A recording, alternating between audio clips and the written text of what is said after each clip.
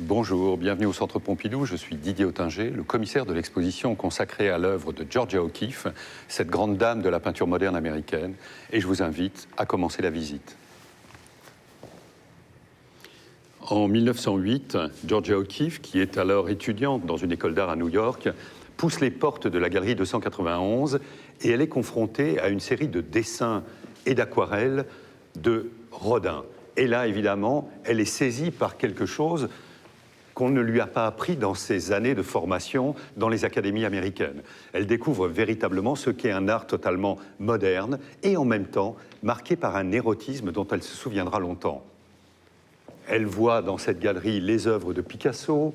Cette galerie a un personnage central, celui qui l'a fondée, qui est Alfred Stieglitz, qui est le grand photographe américain, sans doute le plus important, celui qui a réussi par son action, par ses publications, par ses expositions, à établir l'idée que la photographie relevait bien de l'art et non pas d'une approche documentaire. Donc c'est un personnage essentiel pour l'histoire de la photographie américaine, mais également pour l'histoire de l'art moderne américain, du fait de sa politique de galeriste.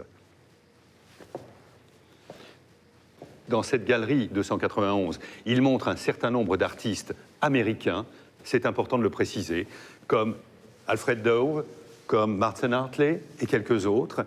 Et puis, en 1916, soudain, Stieglitz reçoit un rouleau de dessins expédié par une jeune artiste qu'il ne connaît pas. Il les découvre, il les trouve absolument fascinants et immédiatement, il décide de les présenter dans sa galerie. Quelque temps plus tard, il apprendra que ces dessins ont été réalisés par une jeune artiste totalement inconnue. Elle s'appelle Georgia O'Keeffe et elle enseigne dans une université au Texas. À partir de là, Stieglitz va décider de vouer sa galerie d'une certaine façon à l'œuvre de O'Keeffe. Il va l'exposer chaque année à New York jusqu'à sa mort en 1946. À partir de 1918, Georgia O'Keeffe quitte le Texas, s'installe à New York et là s'engage dans une nouvelle phase de sa production en réalisant des œuvres qui sont très marquées, comme l'étaient ses premiers dessins, par un imaginaire qu'elle va puiser du côté de la botanique, du côté des fleurs en particulier. En 1923, elle présente ses premiers tableaux, et là, la critique se déchaîne, voyant dans ces images des formes de représentation plus ou moins cryptées de la sensualité féminine, et certains critiques iront jusqu'à dire de la sexualité féminine.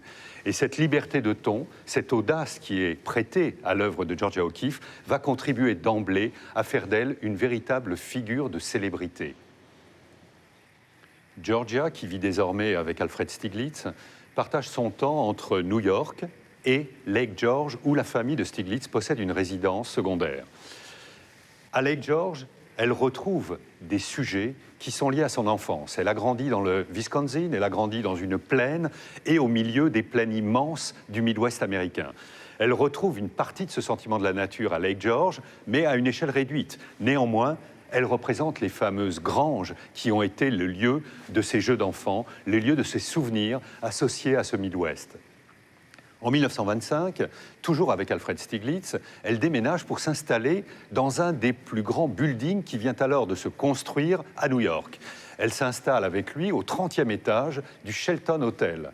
Et de là, elle va avoir une vue sur la ville de New York et sur le port de New York qui va conduire assez rapidement à un projet qui est celui de peindre les gratte-ciels de New York, dans un mouvement qui est celui du grand cirque cosmique, qui est au fond le contexte dans lequel n'aura cessé d'évoluer l'œuvre de Georgia O'Keeffe. À partir de 1924, Georgia O'Keeffe engage une nouvelle série d'œuvres, des œuvres à laquelle son nom sera le plus durablement associé. Elle commence à peindre des fleurs et elle les fait de façon très singulière. Elle procède du gros plan, celui précisément qui est pratiqué à la même époque par les photographes qui sont les proches et les amis de Georgia O'Keeffe, et en particulier Paul Strand. Ce que la critique va voir une nouvelle fois dans les fleurs de Georgia O'Keeffe, c'est une sorte d'extension, de prolongation de sa propre anatomie. Et là aussi, l'exégèse va développer tout un système de similitudes entre les plissements des pétales, des pistils. Des jeux entre les parties sexualisées des plantes vont être interprétés comme une forme de prolongation à la fois de ses sentiments, mais également des détails intimes de son anatomie. 1929 est une date charnière dans l'œuvre et dans la vie de Georgia O'Keeffe. Cette année-là, elle est invitée à séjourner au Nouveau-Mexique, à Taos, et elle découvre un paysage, une lumière, qu'elle adopte immédiatement, qui l'émerveille, et dont elle va se nourrir jusqu'à la fin de sa vie. Georgia O'Keeffe vit désormais au Nouveau-Mexique, où elle passe près de 6 mois chaque année, et là, elle se promène au milieu du désert, seule, et elle glane, non pas les fleurs qu'elle ne peut pas trouver, c'est elle qui nous le dit, mais des ossements qui sont là présents en grand nombre.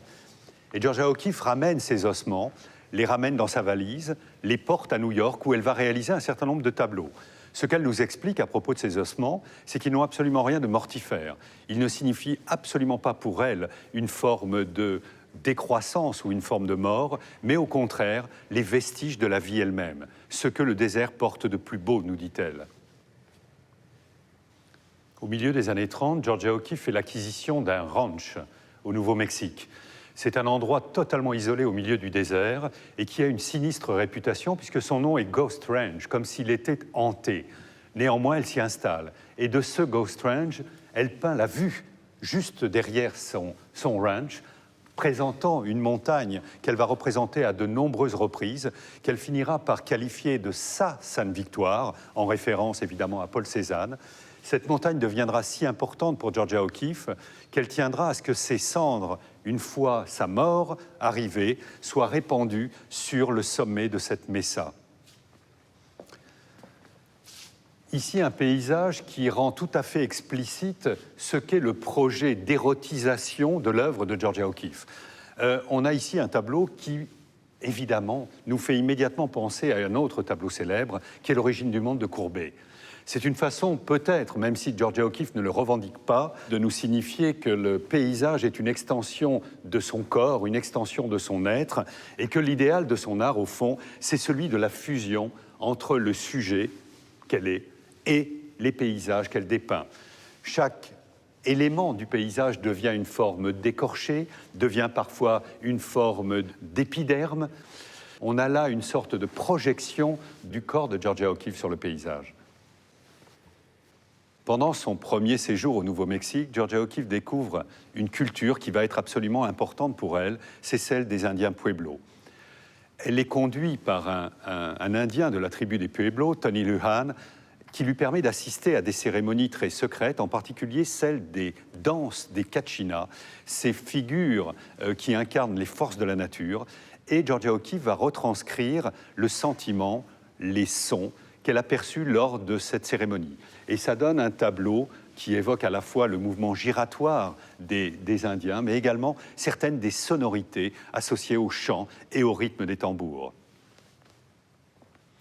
Au début des années 50, Georgia O'Keeffe réalise un certain nombre de voyages qui vont la conduire à découvrir enfin le Japon qu'elle aimait tant, qui vont la conduire en Europe.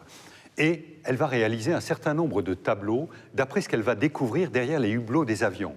Ici, on a sous les yeux une série de représentations de rivières qui représentent évidemment, une nouvelle fois pour Georgia O'Keeffe, une des formes possibles de la vie, de son développement, de son extinction.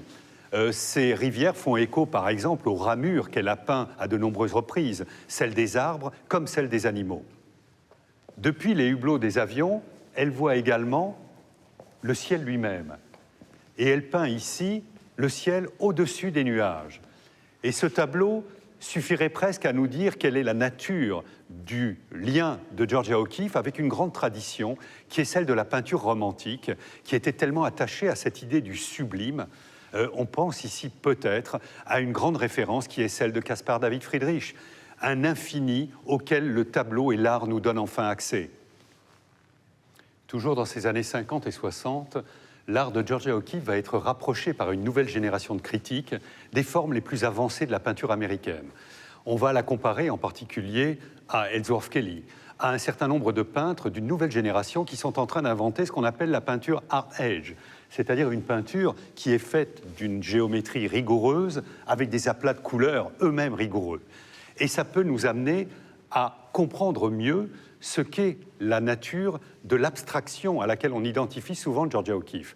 On a ici des tableaux qui, à première vue, nous semblent être abstraits, une sorte d'exercice géométrique libre à laquelle elle se livrerait pour composer ses œuvres. Nous avons ici la clé figurative de ces tableaux. Ici, une représentation de la raison pour laquelle Georgia O'Keeffe avait fait l'acquisition de cette deuxième maison au Nouveau-Mexique. Elle nous dit « J'achète cette maison à cause de cette porte ». C'est une porte qui est dans son patio et qui la fascine de façon définitive. Et elle va multiplier les représentations de cette porte, comme elle représentera la route qui est visible depuis son atelier. Nous avons ici une nouvelle évocation de cette culture des Indiens Pueblo qui a tant fasciné Georgia O'Keeffe.